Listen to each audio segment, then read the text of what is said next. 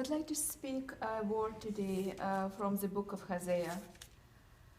The Hosea was preaching around 8th century before BC, or before the Christ.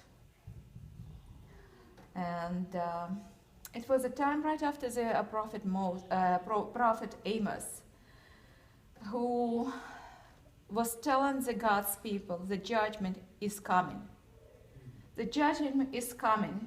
The only thing he didn't identify the enemy.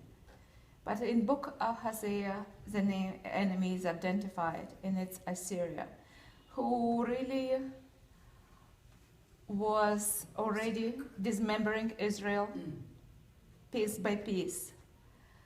And in 7022 BC, the judgment came final, and Samaria was captured, and people went in exile. And it was the end of the northern kingdom. And book of Hosea represents really representation of relationship, deep love for God's people, holiness of God, his broken heart for unfaithfulness of his people. And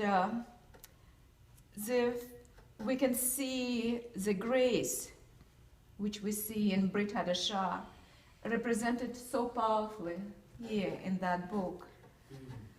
And we know that prophet Hosea, his name means God is salvation. He was told to go and get married to women from the northern kingdom. And northern kingdom was already overwhelmed by adultery, rampant adultery, and it really was a representation of what America is today. And we can say about swearing, lying, killing, stealing, adultery, shedding innocent blood, drunkenness, perversion, perjury, deceit, oppression, just to name a few. But the things which really grieved the God's heart, it was sin of adultery.